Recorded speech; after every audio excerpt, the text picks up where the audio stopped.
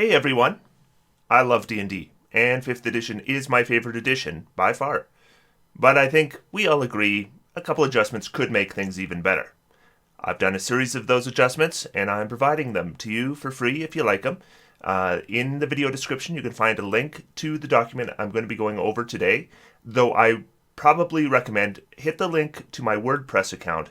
In that link, I will have already converted all the documents to PDF form, because with GM Binder, there can be some issues with seeing the documents properly. You're going to see words on the wrong page or on the side of the page. But if you go to the PDF version, it should all be pretty clear. So in the video description, hit that link and you'll be able to access all these documents. I hope that you will use them, share them, and enjoy them. For the last couple weeks, I've been working my way through spells. I want to remind everyone these spells are from the Player's Handbook only. I'm only dealing with Player's Handbook content in this variant. So if there are spells in other source books you figure need some looking at, let me know in the comment section down below, but I won't be dealing with them in this video. So today we're going to talk about 3rd level spells, and 3rd level spells are kind of a big deal, and no matter what casting class you play, it is likely that once you get 3rd level spells, you're going to see a significant change in your character's abilities, more so than with any other level of spells, except maybe 9th level. So we see spells like Hypnotic Pattern, Counterspell, Fireball, Conjure Animals, Spirit Guardians. We see these all the time on all kinds of characters. And then there are other spells that we see a lot of the time. We still often see spells like Dispel Magic or Revivify, because these are still good spells. They're just maybe not the standouts for the level. But then there are other spells that we just never see, and the reason we never see them is because they're not effective. There's other spells that people think are reasonably effective, and then they use them, and then they realize maybe they're not as effective as even an upcast 2nd level spell. So what was the point of getting 3rd level spells? Now, for the most part, in these variants, I'm avoiding nerfing things. In other words, I'm avoiding making spells weaker. The exception will be in cases where I think spells have problems that weren't intended by the designers. And when those circumstances come up, then I look at those spells, and if I think that there are potential problems, I will be making adjustments to have the spell work more as the designers intended. Once I am completed with the Player's Handbook variants, I will be working on other source books. There will probably be a break in between because I will be looking at getting all these variants in a single format for you guys. But I will also be looking at final revisions before I do that. It will probably end up being a GM Binder document, and there will probably be a price involved, as I will be hiring people to make it look really good and put it together nicely and market it and all those kinds of things. But the variants as they are presented now will remain free, and they will always be free to you. So let's talk about 3rd level spells. Let's get started.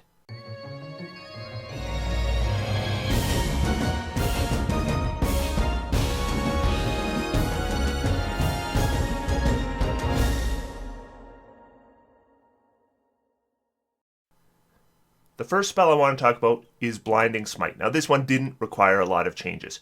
As it's written in the Player's Handbook, it's an okay Smite spell. And if you cast Blinding Smite as a 3rd level spell, you're not going to see any changes from the Player's Handbook version.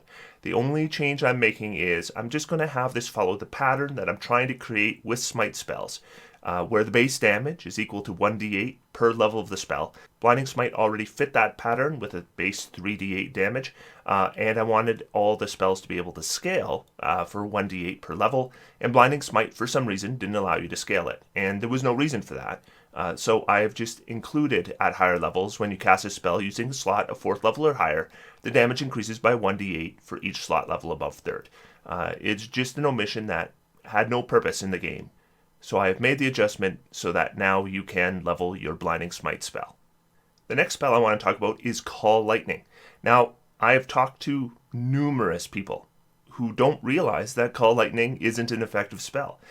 They point out that a druid, for example, would look at Call Lightning as a 3rd level spell as a damage option, because maybe druids don't have a lot of spell damage options.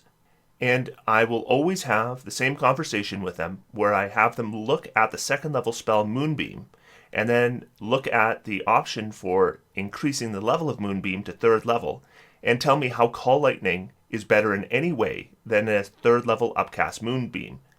And that usually brings some shock, because an upcast Moonbeam is as good or better than Call Lightning as a 3rd level spell. This shouldn't be the way it works. A 3rd level spell should be better than an upcast 2nd level spell, and it definitely shouldn't be worse. So Call Lightning needed to be changed to be made more effective.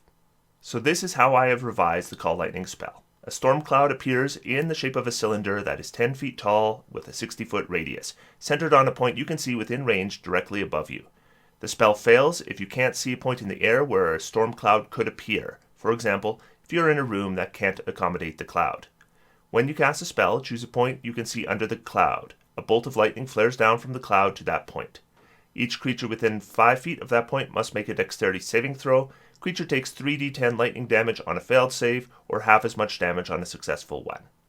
That is all the same as the player's handbook. Here's the change. On each of your turns until the spell ends, you can use your bonus action to call down lightning in this way again, targeting the same point or a different one. In this way, it makes Call Lightning, at least situationally, better than a Moonbeam, because if you want to move a Moonbeam, you will have to use your actions. So with the Call Lightning, we won't have to use our action after the initial casting. That will give us the option to do other things with our action as long as they're not using our concentration. And as usual, if you are outdoors or in stormy conditions when you cast a spell, the spell gives you control over the existing storm. Instead of creating a new one, under such conditions, a spell's damage increases by 1d10. And when you cast a spell with a slot of 4th level or higher, the damage increases by d10 for each slot level above 3rd. So I don't think this makes Call Lightning a fantastic spell, but I do think it makes it at least situationally better than an upcast Moonbeam, enough that I would consider taking it as a druid. The next spell I want to talk about is Conjure Barrage.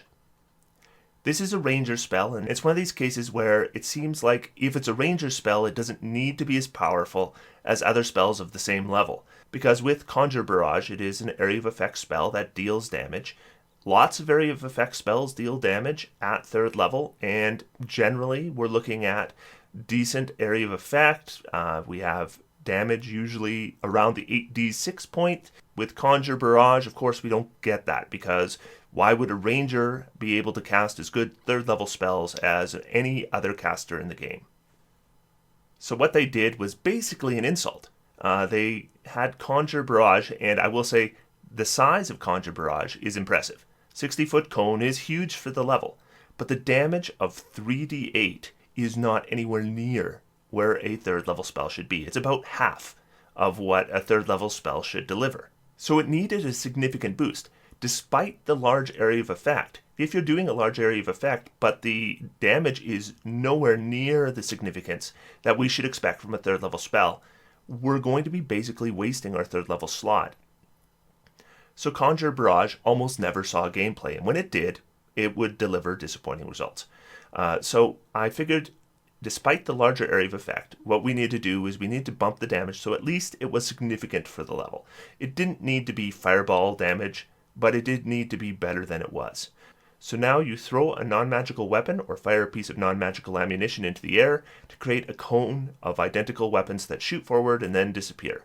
Each creature in a 60-foot cone must succeed on a dexterity saving throw. A creature takes 5d8 damage on a failed save, or half as much on a successful one.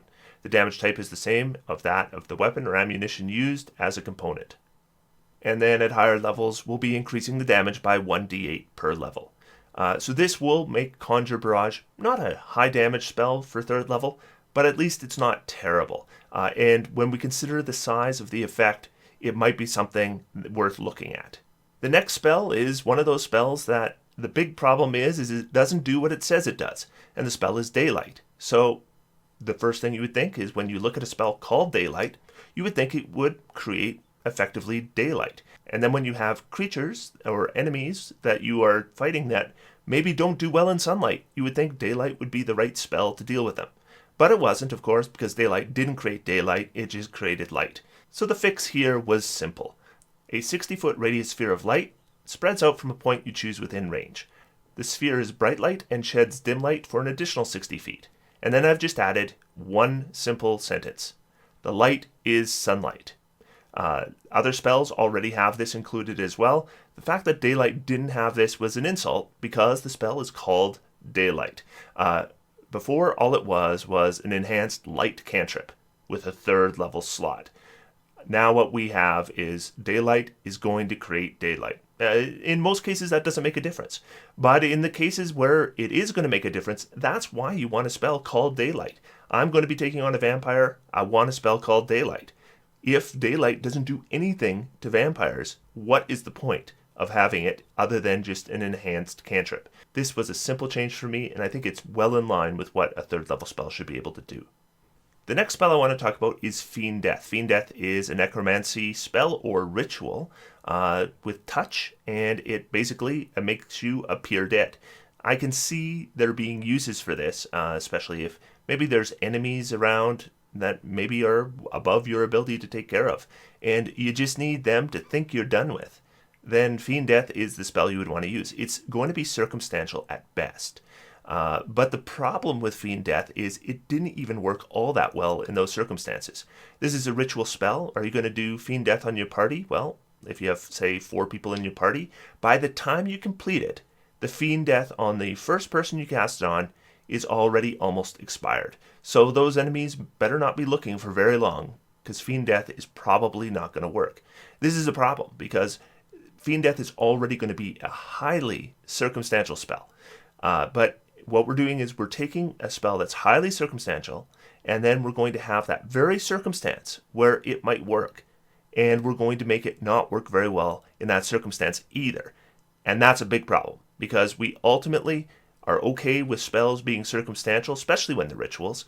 A ritual spell that's circumstantial is still often worth having on your list if that circumstance might come up. But with Fiend Death, it almost wasn't even worth having on your list, because even in the circumstance where it might come up, it was a risky maneuver.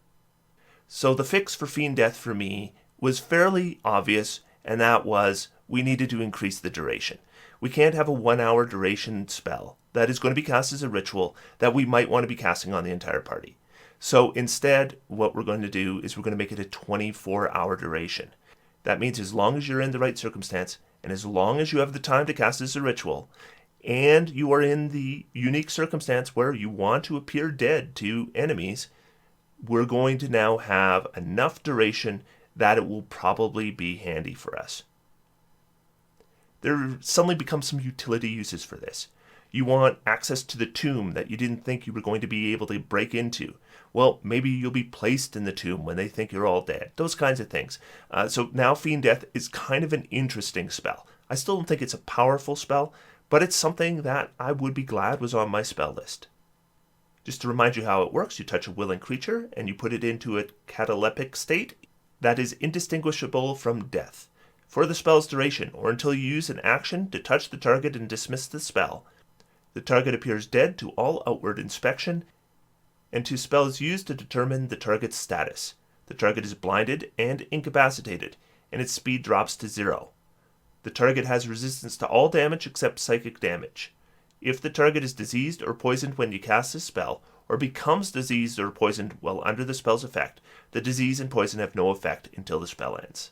Now, some people may say that they liked Fiend Death as a 1-hour spell. They don't want to be incapacitated for 24 hours, and so I have added as well. At the time of casting the spell, you may choose to have the target awaken in less than 24 hours.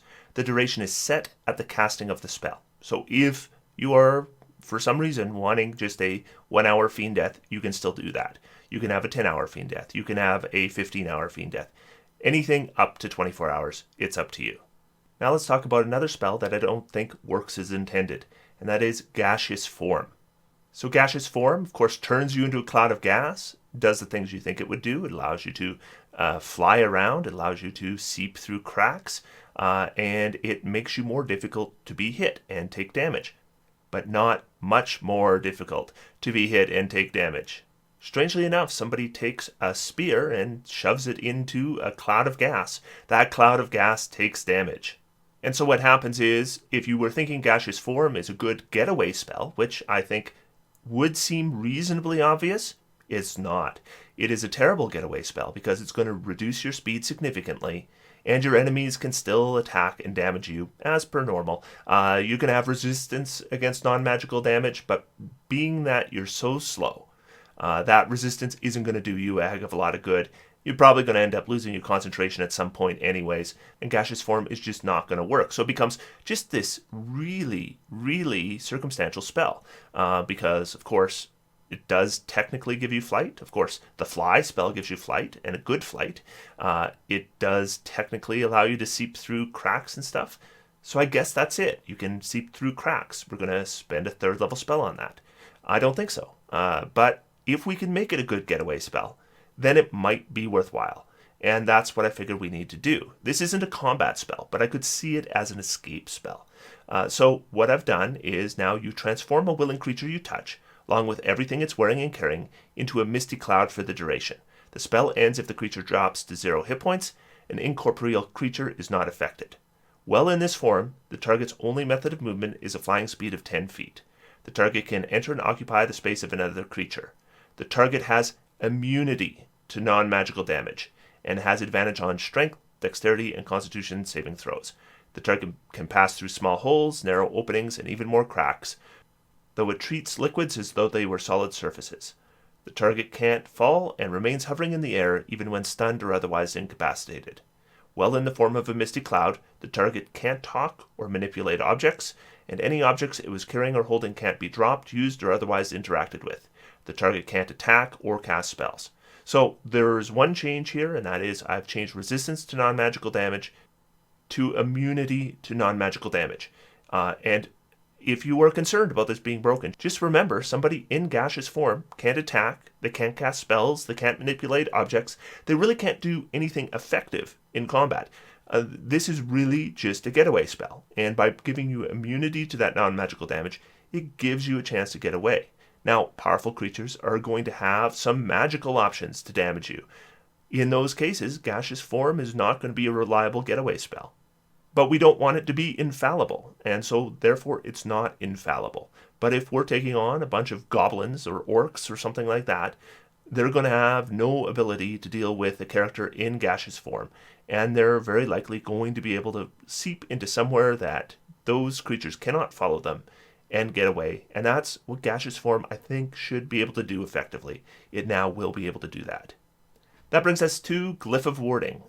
And Glyph of Warding is a decent spell, and my only issue with it is there's a use of it that's not intended by the designers, and that is the spell glyph. So what we can do is with a Glyph of Warding, we can have it explode if it gets triggered, or we can have it release a previously cast spell.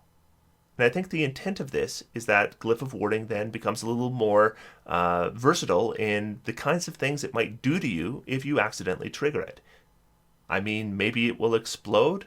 Maybe it'll deliver a fireball to the entire party. Maybe it will hit you with a hold person. Maybe it will have some kind of summoned creature appear and attack you.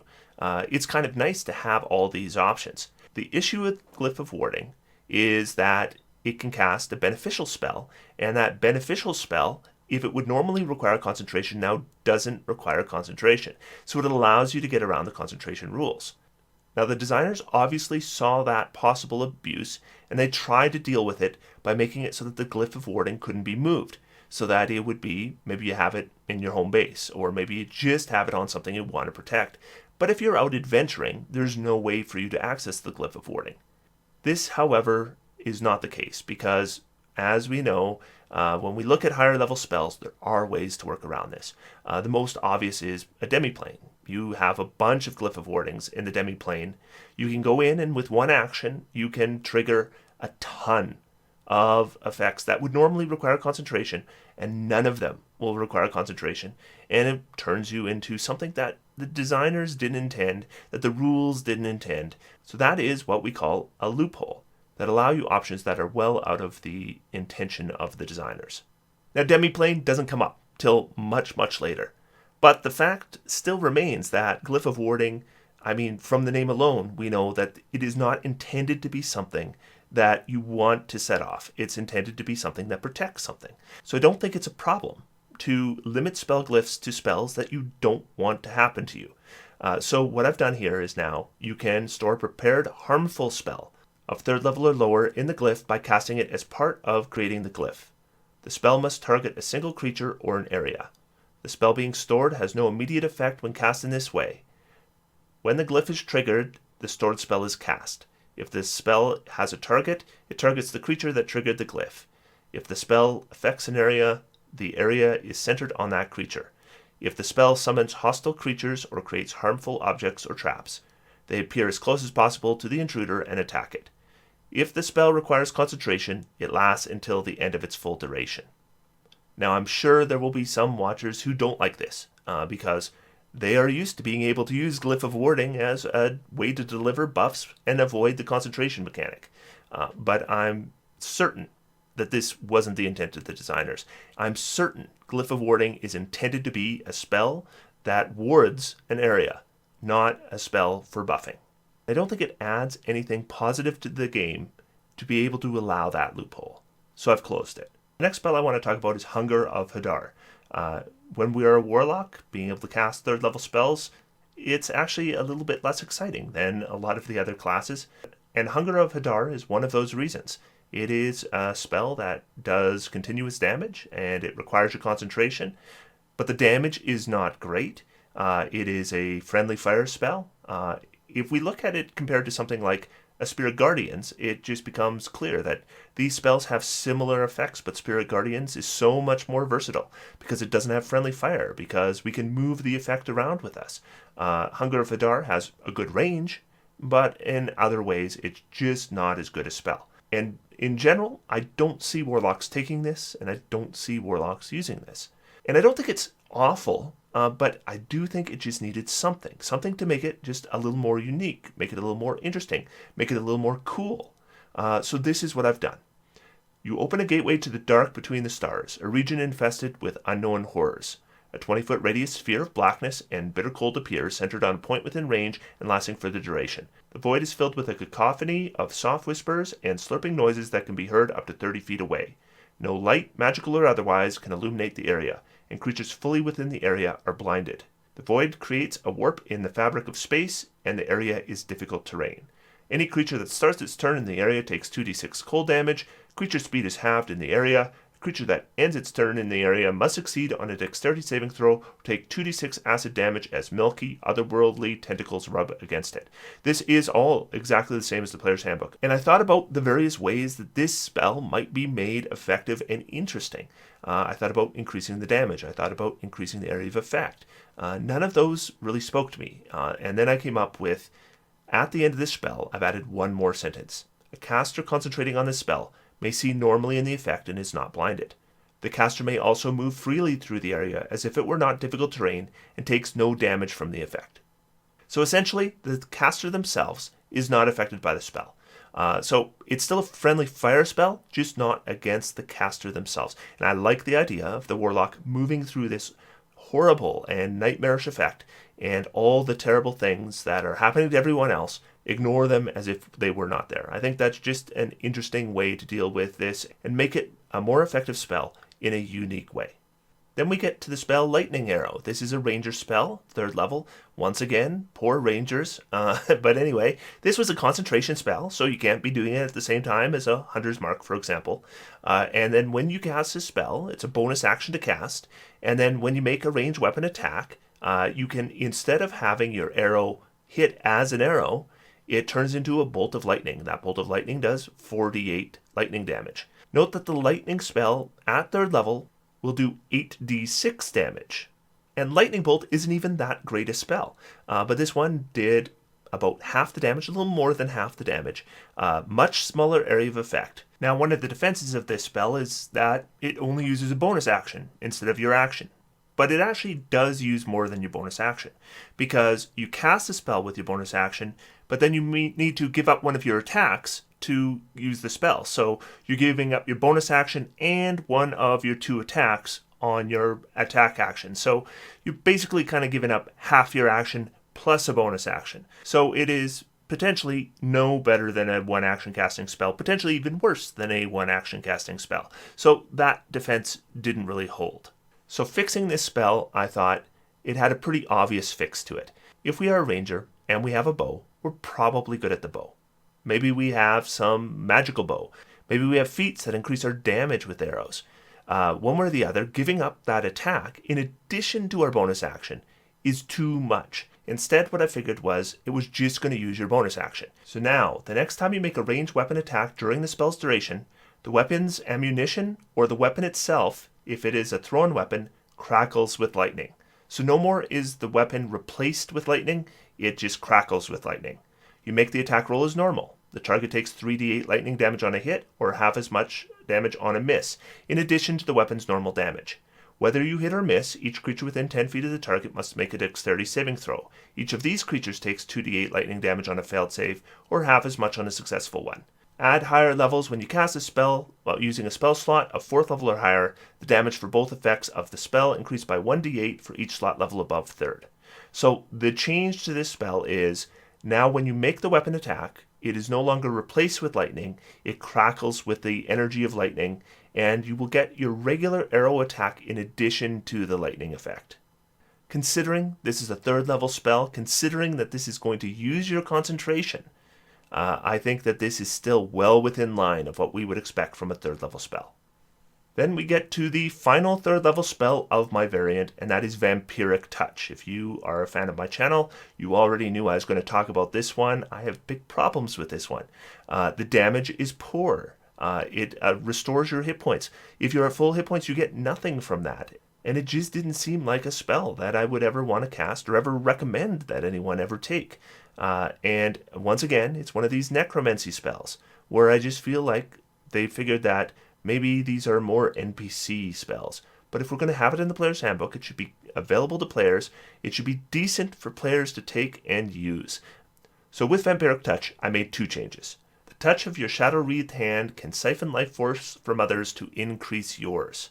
Make a melee spell attack against a creature within your reach. On a hit, the target takes 46 necrotic damage. So I've increased the damage by 1d6. And you gain temporary hit points. So it no longer heals your wounds, it's providing you temporary hit points. I think this is, again, more in line with what we'd expect from spells that aren't clerical spells. This is a spell that is unnaturally siphoning life force to increase your own life force. Temporary hit points are more in line with the flavor of that effect. So you gain temporary hit points equal to half the amount of necrotic damage dealt. Until the spell ends, you can make the attack again on each of your turns as an action. Now, I don't think 46 once per turn as an action with half that amount for temporary hit points, even then, is a great effect, but I think at least it's okay now. I can see situations where we might want to use this, especially if we don't want to spend a lot of spell slots. We can cast this, and through the rest of the combat, we can do something at least moderately effective every round on our turn. I think that's worthy of consideration of a 3rd level slot.